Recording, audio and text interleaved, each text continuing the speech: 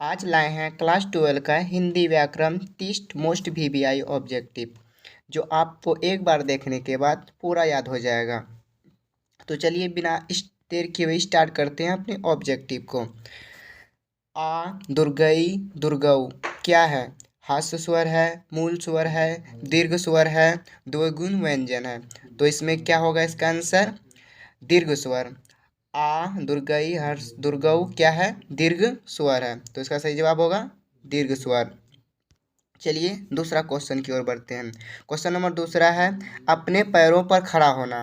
अपने पैरों पर खड़ा होना मुहावरे का अर्थ है दूर जाना, स्वावलंबी होना, प्रिय होना, सुंदर होना। तो इसका जवाब होगा क्या? स्वावलंबी होना। अपने पैरों पर खड़ा होना मतलब इसका स्वावलंबी होना। चलिए तीसरा क्वेश्चन की ओर बढ़ते हैं। गाल बजाना।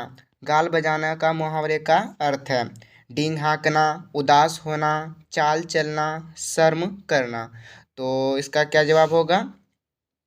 3 नंबर का डींग हाँकना, मतलब गाल बजाना इसका मतलब है डींग हाँकना। चलिए चौथा नंबर क्वेश्चन की ओर बढ़ते हैं। जी चुराना। जी चुराना का अर्थ है दिल चुरा लेना, किसी काम से भागना, दिल हर लेना, प्यार हो जाना। तो जी चुराने का मतलब होता है कि बी। तो इसका आंसर है क्या? बी दूसरा नंबर, किसी काम से भागना। जी चुराना किसी काम से भागना, तो इसका सही जवाब है बी। चलिए पांचवा क्वेश्चन की ओर बढ़ते हैं। पांचवा क्वेश्चन है ईंट का जवाब पत्थर से देना। ईंट का जवाब पत्थर से देना मुहावरे का अर्थ क्या होगा? किसी की दूसरा का करारा जवाब देना, पीटना, ईंट चलाना। तो इसका क्या जवाब होगा? किसी का दूसरा करारा जवाब देना। तो यहाँ पे जवाब देना होगा, इसको फिलअप हो गया, कोई दिक्कत नहीं है। तो इसका होगा किसी का दूसरा करारा जवाब देना।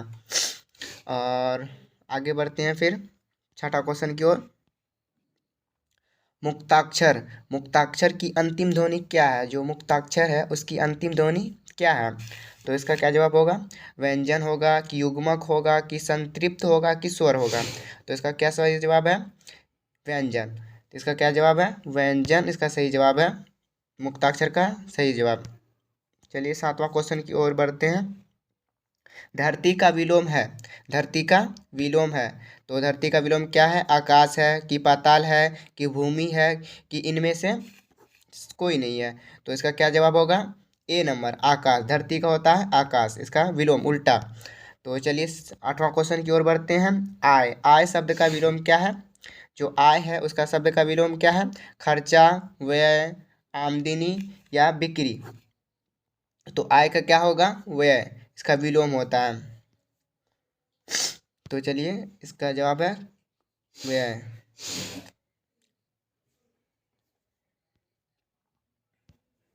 अगला क्वेश्चन है, नवा क्वेश्चन आरंभ करते हैं। आरंभ शब्द का विलोम क्या है? तो आरंभ शब्द का विलोम क्या है? अंत है या समाधान है या निष्कर्ष है या अनिति है? तो नवा क्वेश्चन का क्या जवाब होगा?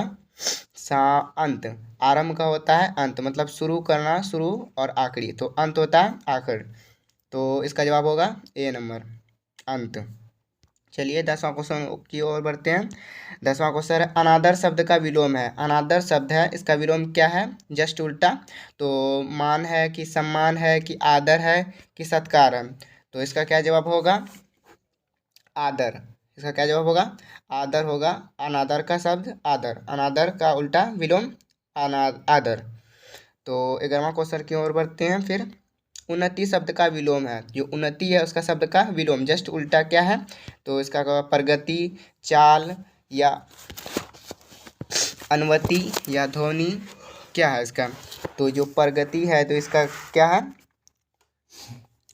अनावति। पर उन्नति, उन्नति शब्द का विलोम है अनावति, तो इसका जो जवाब होगा अनावति। चलिए आगे की ओर बढ़ते हैं।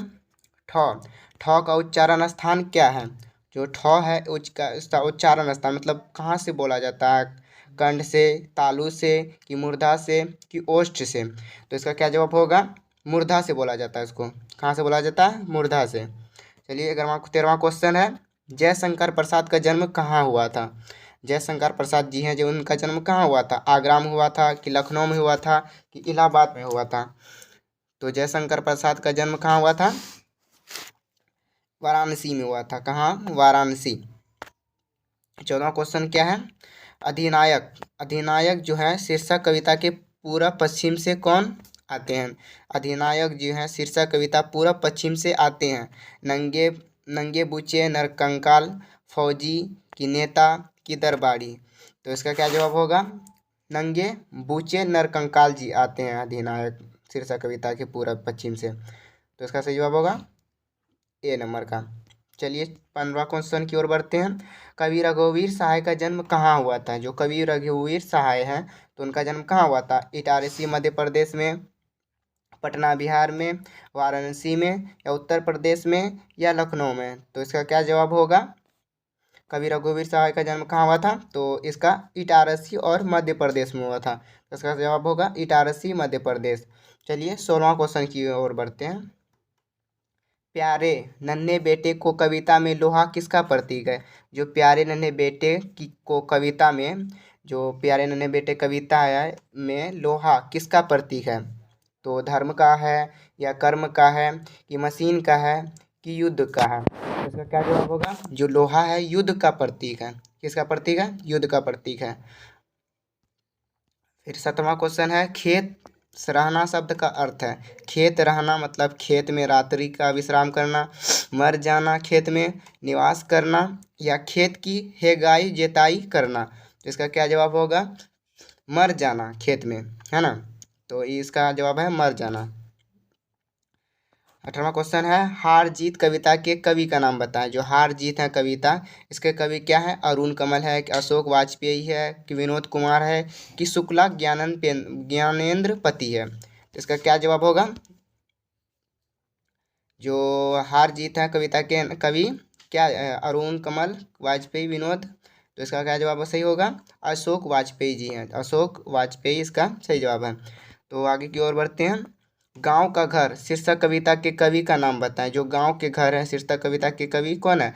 ज्ञानेंद्र पति है, या अशोक वाजपेयी है, या विनोद कुमार शुक्ल है, कि या रघुवीर सहाय है। तो इसका क्या जवाब होगा? फिर अशोक वाजपेयी है इसका, अशोक वाजपेयी। चलिए फिर आगे बढ़ते हैं। 20वां क्वेश्चन है। हेनरी लोपेज कहाँ के रहने वाले थे? जो हेनरी लोपेज थे वो कहाँ के रहने वाले थे? चीन के, अमेरिका के, कि रूस के, कि कांगो के। तो इसका क्या जवाब होगा? चीन के। हेनरी लोपेज कहाँ के रहने वाले थे? चीन के रहने वाले थे। तो आगे की ओर बढ़ते हैं। 21वां क्वेश्चन वो क्या है? वह लड़का किस विशेषण का उदाहरण है? अब विशेषण क्रिया विशेषण आ गया। तो वह लड़का जो है किस विशेषण का उदाहरण है? सर्वनाम विशेषण का है, कि गुण विशेषण का है, कि संख्यावाचक विशेषण का है, कि परिमाण बोधक विशेषण है। तो इसका क्या जवाब होगा?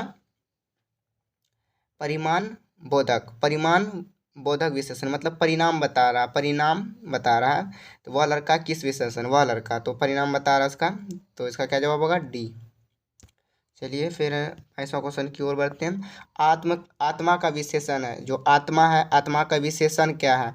तो आत्मज का है, आत्मीय क्या है, कि आत्मिक का है, कि इनमें से कोई नहीं।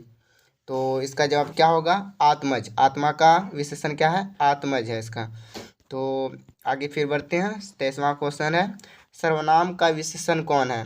जो सर्वनाम है उसका विशेषण कौन है? 10 लीटर है, या पीला है, या 20 है, या ऐसा आदमी नहीं देखा।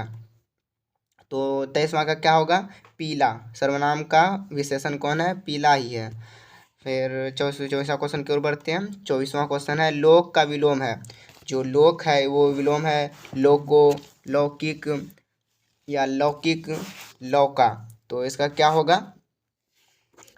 लौका। इसका क्या होगा? लौका होगा इसका, डी नंबर। तो फिर आगे बढ़ते हैं। 25वां क्वेश्चन। 25वां क्वेश्चन है। निर्माण शब्द में कौन सा लिंग है? जो निर्माण है उसमें कौन सा लिंग है? स्त्रीलिंग है, या उभयलिंग है, या पुल्लिंग है, या इनमें से कोई नहीं। तो निर्माण क्या है? पुल्लिंग है। तो इसका कौन सा लिंग है? पुल्लिंग है निर्माण। चलिए 26वां क्वेश्चन है। फिर जल का लिंग निर्णय करें। जो जल है इसका लिंग क्या है? उभयलिंग है, या स्त्रीलिंग है, या पुल्लिंग है, या इनमें से कोई नहीं। तो इसका क्या होगा? जल जो है पुल्लिंग है। क्या है? पुल्लिंग का पुल्लिंग होगा जवाब। 27वां क्वेश्चन की ओर बढ़ते हैं। 27वां क्वेश्चन है, नाला शब्द स्त्रीलिंग का रूप है। जो नाला शब्द है स्त्रीलिंग का रूप है। नाली मतलब इसका स्त्रीलिंग रूप, ये नाला पुरुष हुआ, इसका स्त्रीलिंग रूप क्या होगा? नाला का नाली या नालीन या नालिनी या नालिक। तो इसका क्या जवाब होगा? नाला, नाली होगा, नाला का नाली ही होता है ऑफकोर्स। चलिए इसका आंसर 1। चलिए आगे बढ़ते हैं 28वां क्वेश्चन की ओर। तो 28वां क्वेश्चन है, दल का लिंग निर्णय करें। जो दल है वो कौन सा लिंग है? स्त्रीलिंग है या पुल्लिंग है या उभयलिंग है? तो दल दल जो है मतलब कौन सा लिंग है? तो स्त्रीलिंग, पुल्लिंग, उभयलिंग एवं इनमें से कोई नहीं। तो इसका क्या जवाब होगा? पुल्लिंग। दल जो है पुल्लिंग है। चलिए आगे बढ़ते हैं 28वां क्वेश्चन, जिन धन शब्द का लिंग निर्णय करें। जो धन है उसका लिंग निर्णय करें। इस धन क्या है? स्त्रीलिंग है कि पुल्लिंग है कि उभयलिंग है कि इनमें से कोई नहीं। तो इसका क्या जवाब होगा? पुल्लिंग। ये विधान भी क्या है? पुल्लिंग ही है। इसका जवाब पुल्लिंग। चलिए आखिरी क्वेश्चन की ओर बढ़ते हैं। कवितावली के रचनाकार हैं। जो कवितावली हैं इसके कौन रचनाकार हैं? जायसी है कि तुलसीदास हैं कि कबीरदास हैं कि सूरदास हैं? तो इसका कवितावली के लेखक रचनाकार कौन है? तुलसीदास है जी। तुलसीदास जी है कवितावली के रचनाकार। कौन है? तुलसीदास। चलिए यहीं पे हमारा ऑब्जेक्टिव समाप्त होता है। अगर आपको अगर और कोई सब्जेक्ट का ऑब्जेक्टिव चाहिए तो हमें कमेंट बॉक्स में कमेंट कर सकते हैं। अगर वीडियो अच्छी लगी हो तो एजुकेशन वर्ल्ड को सब्सक्राइब कर लें, और इसी तरह आपको अच्छी प्रोवाइड में अच्छी क्वालिटी और एडवांस टेक्नोलॉजी के साथ आपको वीडियो प्रोवाइड करते रहेंगे हम।